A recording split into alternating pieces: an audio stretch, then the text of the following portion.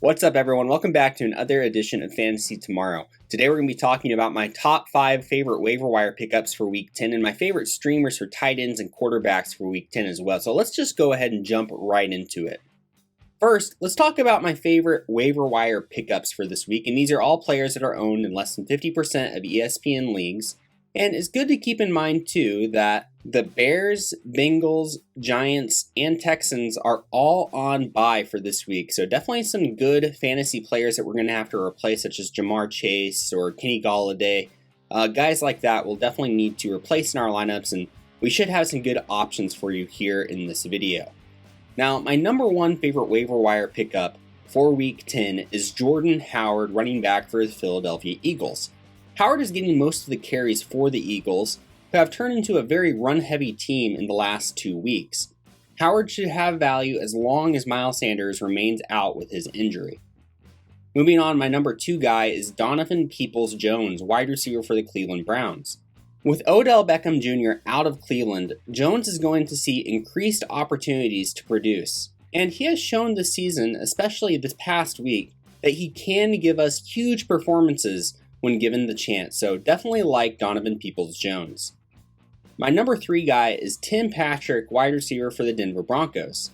Now, there's no question Patrick is the Denver receiver that I want to trust on a game-in, game-out basis, as he has been the most consistent receiving option for the Broncos, especially compared to Jerry Jeudy and Courtland Sutton, and especially Courtland Sutton has been struggling ever since Jerry Jeudy returned from his injury. I think that Tim Patrick offers a great floor as a receiving option and is definitely someone that I'm looking to if I need a receiver. Now, my number 4 guy is Rashod Bateman, wide receiver for the Baltimore Ravens. Bateman has flashed in the last few games and has shown that he has the traits of a great receiver. It's only a matter of time before Bateman breaks out for real, so now is the time to grab him, as he's still available in most leagues. Now, my number 5 favorite pickup is Mark Ingram, running back for the New Orleans Saints. Now, while this move is not flashy, it could be a very smart one, as Ingram is finally returning to that role that he had a couple of years ago with the Saints. Ingram is one of the best handcuffs you could have, since if Alvin Kamara were to get injured, Ingram would find himself in a spot where he could easily be a shoe-in top 15 running back. Now, let's move into my favorite quarterback and tight end streamers. First off, my favorite quarterback streamer, Teddy Bridgewater of the Denver Broncos. Now, Teddy's coming off of a great performance against the Dallas Cowboys, and Bridgewater is now set to face the Eagles in Week 10, who just gave up a huge performance to Justin Herbert. Bridgewater should offer a great floor if you need a streamer.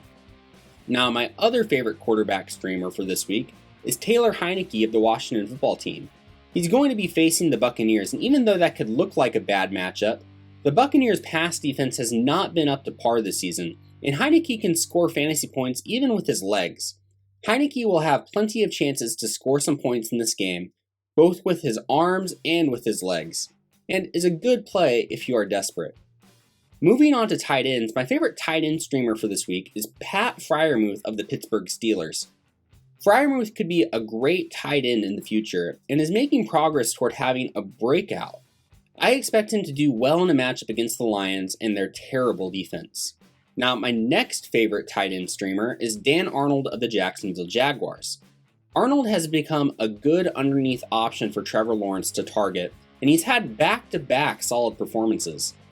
I think that Arnold should see a good helping of targets in what could potentially be a pass-heavy game script for the Jaguars going up against the Colts.